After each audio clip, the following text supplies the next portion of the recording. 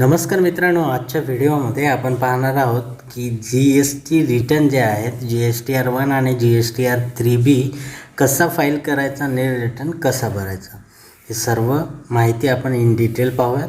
तर याच्यासाठी मित्रांनो तुम्हाला सगळ्यात पहिले gst.government.in या वेबसाईटवर यायचं आहे।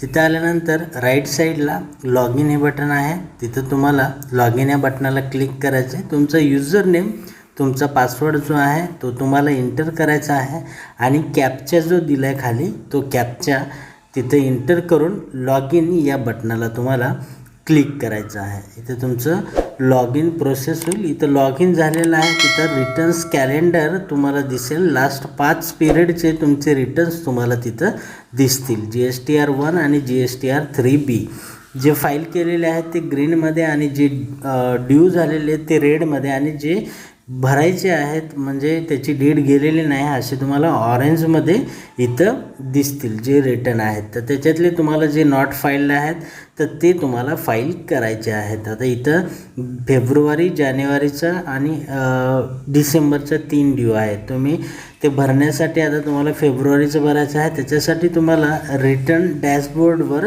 यायचं आहे।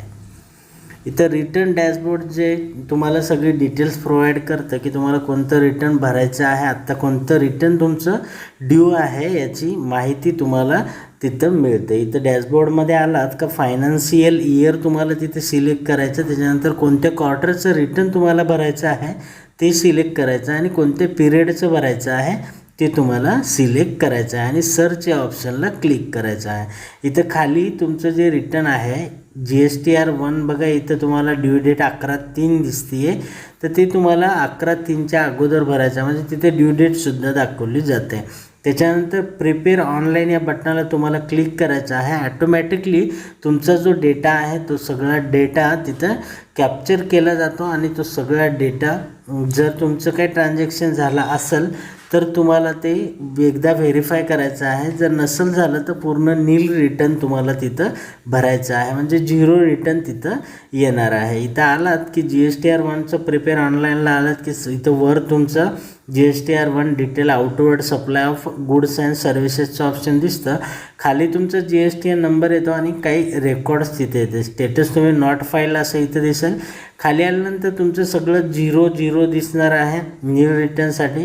काही रेकॉर्ड तुम्हाला अमेंड करायचा असेल तर इथून तुम्ही ते करू शकता, पण सगळं जर 0 रिटर्न असेल तसं ॲटोमॅटिकली हे रिटर्न आता येत आहे। तर इथे तुम्हाला जनरेट GSTR समरी 1 इथं क्लिक करायचं आहे। तुम्ही समरी जनरेट केल्याशिवाय रिटर्न भरू शकत नाही हे ध्यानात ठेवा। तुम्हाला समरी त्याची जनरेट करायची आहे। समरी जनरेट केल्यानंतर एकदा रिफ्रेश करायचा आणि त्याच्यानंतर तुम्हाला पुढं प्रोसेस करायची। आता इथं खाली तुम्हाला डायरेक्ट ऑप्शन येत नाही, जरी तुम्ही जनरेट समरी केले आणि डिक्लेरेशनला क्लिक केलं तरी ऑप्शन येत नाही। तर तुम्हाला रिफ्रेश या बटनाला क्लिक करायचा आहे।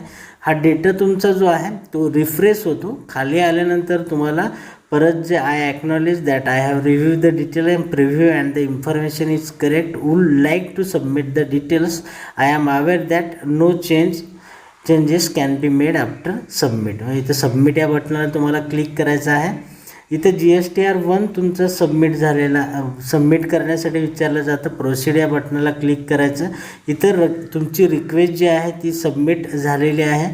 खाली येऊन तुम्ही चेक केलं तर तुम्हाला परत आय ॲक्नॉलेजला क्लिक करून फाईल रिटर्न करायचं आहे, पण ते फाईल रिटर्न करण्या अगोदर तुम्हाला परत एकदा रिफ्रेश करायचा आहे। जो डेटा आहे तो परत तुमचा तिथं रिफ्रेश करून फाईल रिटर्न या बटनाला तुम्हाला क्लिक करायचं आहे।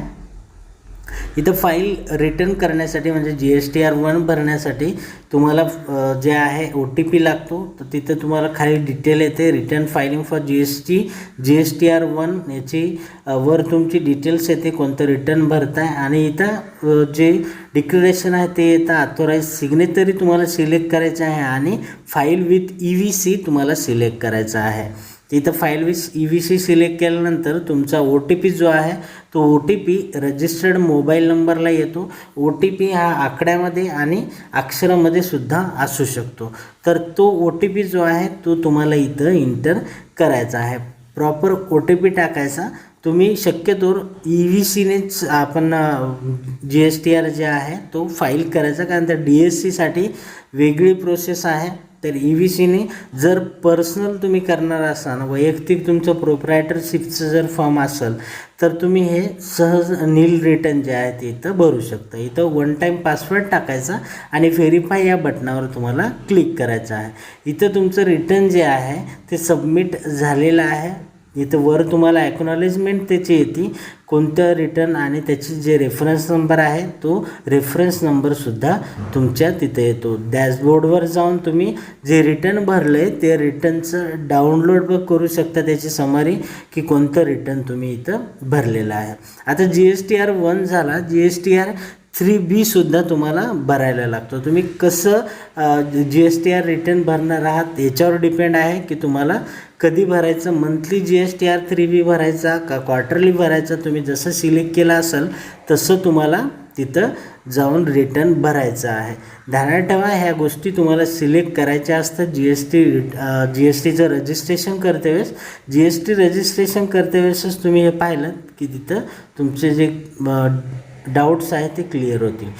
तर इथं लेजर बॅलन्स तुम्हाला दिसतो. फाईल रिटर्नमध्ये परत तुम्हाला यायचं आहे डॅशबोर्डवर येऊन, आणि तिथं तुम्हाला GSTR 3B एक ऑप्शन येतं. त्याच्या अगोदर काही GSTR 2A 2B हे पण ऑप्शन येतात. तर ते सगळे ऑप्शन तुम्हाला तिथं बघायचे आहेत. तिथं फाईल रिटर्नमध्ये यायचं आहे. तुम्हाला तुमचा फायनान्शियल इयर, क्वार्टर आणि पिरियड सिलेक्ट करून सर्च या ऑप्शनला क्लिक करायचं.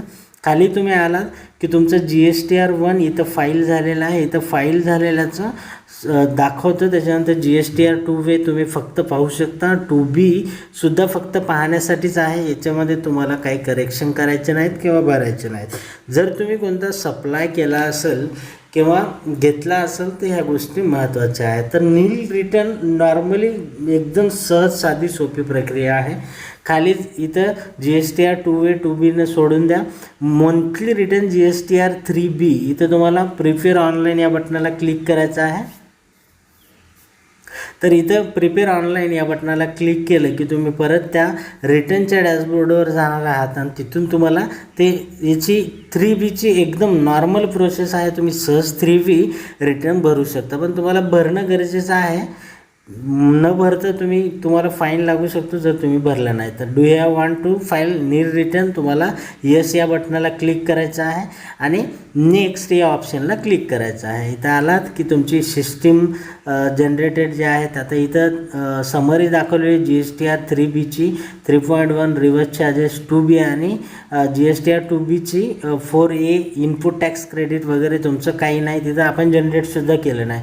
तर इथं तुम्हाला क्लोज करायचं आहे. हे या डिटेल्स वाचायचे असेल तर वाचून घ्या, कारण तर तुम्हाला कामाला येतील. आणि त्यानंतर व्हेरिफिकेशनमध्ये तुम्हाला सिस्टीम जनरेटेड GSTR 3B पाहायचं असं पाहू शकता आणि डिक्लेरेशनला क्लिक करायचं. अथोराईज साईन तुम्हाला सिलेक्ट करायची. सिस्टीम जनरेटेड 3B तुम्ही इथून डाउनलोड करू शकता.